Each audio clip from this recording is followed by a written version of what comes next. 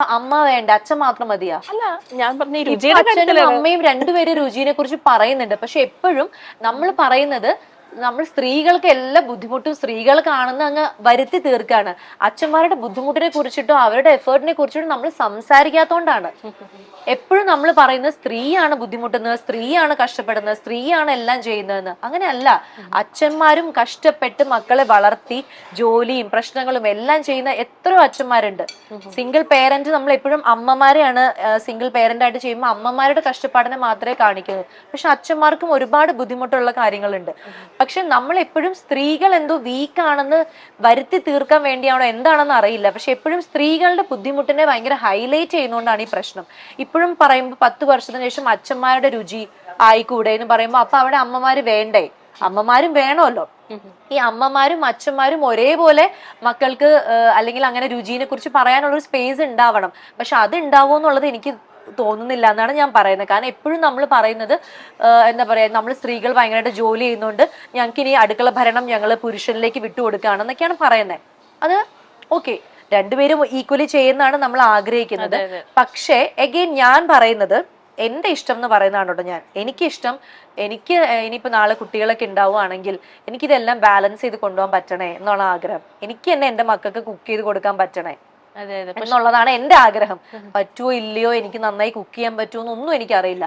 പക്ഷെ എന്റെ ആഗ്രഹമാണത്. ആ അടുക്കള എന്റെ മക്കൾക്ക് ഞാൻ തന്നെ ഉണ്ടാക്കി കൊടുക്കാൻ പറ്റണേ. എത്ര തിരക്കാണെങ്കിലും എത്ര ഇതാണെങ്കിലും എത്ര വയ്യായെങ്കിലും എനിക്കത് ഉണ്ടാക്കി കൊടുക്കാൻ പറ്റുന്ന ഒരു മൈൻഡ് അല്ലെങ്കിൽ ഒരു ആരോഗ്യം അല്ലെങ്കിൽ ഒരു സമയം, അതൊക്കെ എനിക്ക് എങ്ങനെയെങ്കിലും എനിക്ക് ഒത്തുചേരണേ എന്നുള്ളതാണ് എന്റെ ആഗ്രഹം. അപ്പൊ അങ്ങനെ എന്റെ മക്കള് നാളെ എന്നെ കുറിച്ച്, ഞാൻ അതൊക്കെ ഇപ്പോഴേ സ്വപ്നം കാണുന്നതാണ്. സ്വപ്നം കാണുന്നതിന് എനിക്ക് ആരുടെയും അനുവാദം വേണ്ടല്ലോ.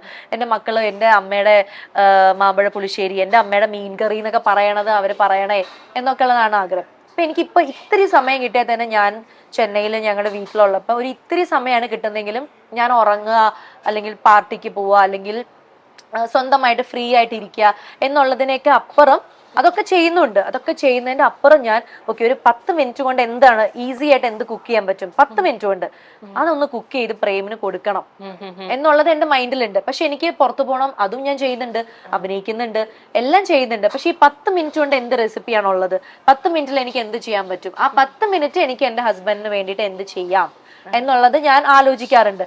അങ്ങനെ ഒരു സമയം ഒരു 10 മിനിറ്റ് കിട്ടുമ്പോൾ 1 പോട്ട് എന്തെങ്കിലും സാധനങ്ങൾ പെട്ടെന്ന് കുക്ക് ചെയ്ത് കൊടുക്കുന്നു, കഴിക്കുന്നു, അഭിപ്രായം കേൾക്കുന്നു, നമ്മൾ ഇത് ചെയ്യുന്നു. സോ അങ്ങനെ എല്ലാം ചെയ്യാനുള്ള ഒരു മൈൻഡ് സെറ്റ് എനിക്ക് ഉണ്ടാവണേ, ഇൻ ഫ്യൂച്ചർ ഉണ്ടാവണേ എന്നുള്ളതാണ് എൻ്റെ ഒരു പ്രാർത്ഥന. എനിക്കെല്ലാം ബാലൻസ് ചെയ്ത് കൊണ്ടുപോകാൻ പറ്റണേ എന്നുള്ളതാണ് ആഗ്രഹം. അങ്ങനെ കൊണ്ടുപോകുമ്പോൾ ഉള്ള ബ്യൂട്ടി എന്താണെന്ന് ആ സമയത്ത് അനുഭവിച്ചാൽ അറിയുള്ളൂ. പക്ഷെ എനിക്ക് തോന്നുന്നു അത് നല്ല രസമായിരിക്കും. നമ്മൾ ഫുഡിന്റെ കാര്യം പറഞ്ഞപ്പോഴാണ് ഇപ്പം സ്വാസിക പറഞ്ഞ് നിർത്തിയതേ ഉള്ളൂ ഇഷ്ടപ്പെട്ട ഫുഡ് ഉണ്ടാക്കി കൊടുക്കും. നമ്മളിപ്പോ ഗ്രൗണ്ട് ക്ലാസ്സിലാണ് ഇരിക്കുന്നത്, ചെമ്മീനാണ് ഉള്ളത് കേട്ടോ. സ്വാസിക എനിക്ക് ഉണ്ടാക്കാറിയില്ല. സ്വാസിക ഇപ്പോ സാധാരണ നമ്മളിപ്പോ പഴമയെ ഇഷ്ടപ്പെടുന്ന ഒരാളായിട്ടാണ് ഞാൻ ഈ ചോദ്യം ചോദിക്കുന്നത്. ഇപ്പോ സാധാരണ ഈ ചോദ്യം ചോദിക്കുന്ന ആങ്കർമാരൊക്കെ എയറിൽ പറന്ന് നടക്കാറാണ് പതിവ്. പക്ഷെ സ്വാസികയ്ക്ക് ആ ഒരു പ്രശ്നം ഉണ്ടാവില്ല എന്ന് തോന്നുന്നു. കാരണം ഇപ്പം സിനിമയിൽ തന്നെ നിരന്തരമായിട്ട് അമ്മ റോളുകൾ കണ്ടിന്യൂസ് ആയിട്ട് ചെയ്യുന്നുണ്ട്, അത് അപ്രിഷിയേറ്റ് ചെയ്യപ്പെടുന്നുണ്ട്.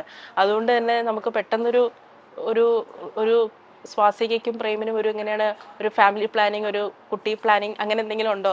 തീർച്ചയായിട്ടും നമുക്കുണ്ട്. നമ്മൾ അതിനെ കുറിച്ച് സംസാരിക്കാം, അല്ലാതെ മുമ്പേ തന്നെ സംസാരിക്കുകയും കാര്യങ്ങളൊക്കെ ചെയ്തു. കാരണം എനിക്ക് ഭയങ്കര ഇഷ്ടമാണ് അമ്മയാവുന്നത്.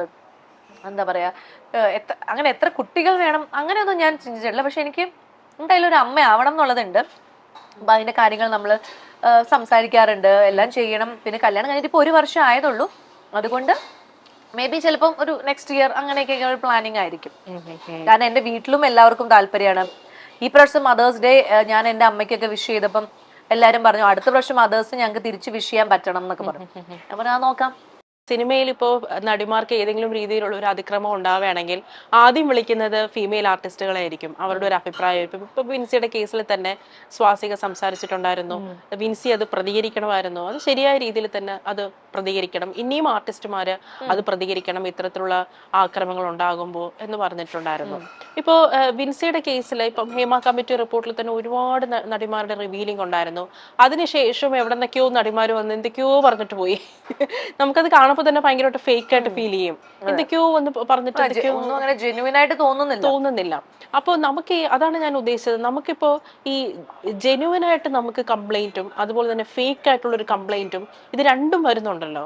അപ്പോൾ അതുകൊണ്ട് തന്നെ നമ്മളുടെ കംപ്ലൈന്റിൽ നമുക്കൊരു പ്രശ്നം നേരിട്ടാൽ ഈ ഫേക്ക് ആയിട്ടുള്ള കംപ്ലൈന്റ്സിന്റെ ഒരു കുത്തൊഴുക്ക് വരുന്നതുകൊണ്ട് തന്നെ നമ്മളുടെ ഒരു ജെന്യുവൻ ആയിട്ടുള്ള ഒരു കംപ്ലൈന്റ് ഇതിൽ മുങ്ങിപ്പോകുന്നത് അങ്ങനെ സംഭവിക്കാറുണ്ട്. അങ്ങനെ സംഭവിക്കുന്നുണ്ട്, കുറെ അങ്ങനെ സംഭവിക്കുന്നുണ്ട്.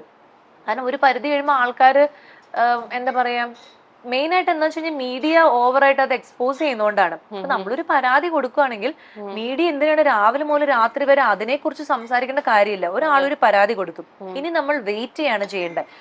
ക്ഷമയോടെ വെയിറ്റ് ചെയ്യുക, എന്താണ് റിസൾട്ട് വരുന്നത്, കോടതി പറയുന്നത് എന്താണ്, അല്ലെങ്കിൽ ആരാണോ അതിന്റെ ആൾക്കാർ പറയുന്നത് എന്താണെന്ന് വെയിറ്റ് ചെയ്യാതെ പിന്നെ ഈ ഓരോ കഥകൾ ഓരോ ആൾക്കാര് ചാനലുകാരായിക്കോട്ടെ ഓൺലൈൻ എല്ലാവരും ഇങ്ങനെ കഥകൾ പറയാം. അങ്ങനെ ഭയങ്കര ഒരു ഇഷ്യൂ ഭയങ്കര ഓവറായിട്ട് ഇങ്ങനെ എക്സ്പോസ് ചെയ്ത് അതിന്റെ കാര്യങ്ങളൊക്കെ വേറെ രീതിയിലൊക്കെ മാനിപ്പുലേറ്റ് ചെയ്തൊക്കെ പറയുമ്പോഴാണ് അതിന്റെ ഒരു ആൾക്കാർക്ക് കേട്ട് കേട്ട് കേട്ട് മടുക്കും, പിന്നെ അതങ്ങ് വിടും. പിന്നെ ഒരു ജെന്യുവൻ കേസ് വരുമ്പോഴും ശ്രദ്ധ കൊടുക്കാതാവും. അപ്പം മെയിൻ ആയിട്ട് ചെയ്യേണ്ടത് ഇങ്ങനത്തെ എന്തെങ്കിലുമൊക്കെ ഒരു ഇഷ്യൂ വരുമ്പോൾ ഓവറായിട്ടുള്ള മീഡിയ അതിനെ ഇങ്ങനെ കഥ പറച്ചിൽ നിർത്തുക.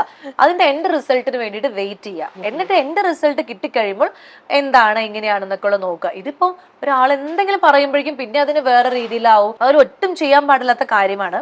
ഇപ്പം ഒരു കുട്ടി ഒരു പരാതി പറഞ്ഞു, ഒരാളെ കുറിച്ചിട്ട് ഒരു കുട്ടി പരാതി പറഞ്ഞു. ഇപ്പൊ ഞാൻ ചേച്ചി എന്റെ കൂടെ ഇന്റർവ്യൂ ചെയ്യുന്നു, എനിക്ക് ചേച്ചിയിൽ നിന്നൊരു പ്രശ്നം ഉണ്ടായി, ഞാൻ പരാതി പറഞ്ഞു. പക്ഷെ ചേച്ചി തലേ ദിവസം വേറൊരു കുട്ടിയായിട്ട് ഇന്റർവ്യൂ ചെയ്തിട്ടുണ്ടാവും, ആ കുട്ടിയായിട്ട് പ്രശ്നം ഉണ്ടാവില്ലായിരിക്കും. പക്ഷെ ഞാനൊരു പ്രശ്നം പറയുമ്പോൾ ഉടനെ തന്നെ ആ കുട്ടിയെ വിളിച്ചു ചോദിക്കും. അപ്പൊ ആ കുട്ടി എന്താ, എന്തൊക്കെയാ ചേച്ചി ഒരു പ്രശ്നം ഇല്ലല്ലോ, നന്നായിട്ടാണല്ലോ ബിഹേവ് ചെയ്തത് എന്നല്ലേ പറയുള്ളൂ. പക്ഷെ എന്റെ അടുത്ത് ചേച്ചി മോശമായിട്ട് ബിഹേവ് ചെയ്തു.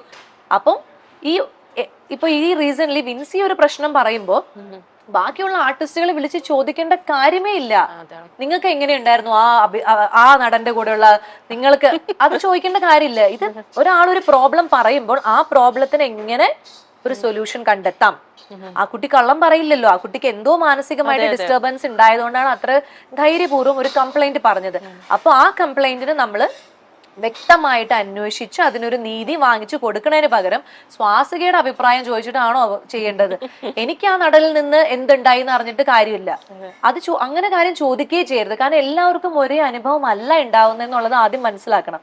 പിന്നെ നമ്മള് എല്ലാവരുടെ അഭിപ്രായം ചോദിക്കുമ്പോൾ ചിലപ്പം 100 പേരുടെ അഭിപ്രായം ചോദിക്കുമ്പോൾ അതിൽ 90 പേരും ചിലപ്പോൾ ആ ആളെ കുറിച്ച് നല്ലതായിരിക്കും പറയണേ. ഒരാൾക്ക് ചിലപ്പോൾ മോശം അനുഭവം ഉണ്ടാവും. പക്ഷെ ആ ഒരാളുടെ അനുഭവം നമ്മൾ കണ്ടില്ല നടിക്കാനും പാടില്ല. ആ 100 പേര് നല്ലത് പറഞ്ഞുകൊണ്ട് അയാൾ നല്ലതാവണമെന്നും ഇല്ല. സോ ആരാണോ പരാതി കൊടുത്തത് ആ പരാതിക്ക് അനുസരിച്ചിട്ടുള്ള അന്വേഷണം നടത്തുക. അതിപ്പോഴും നടത്തുന്നുണ്ടോന്ന് എനിക്കറിയില്ല. എല്ലാവരും ഇപ്പോഴും അഭിപ്രായം ചോദിച്ചുകൊണ്ടിരിക്കുകയാണ്. സോ അത് ആ ഒരു അഭിപ്രായം ചോദിക്കല് നിർത്തുക.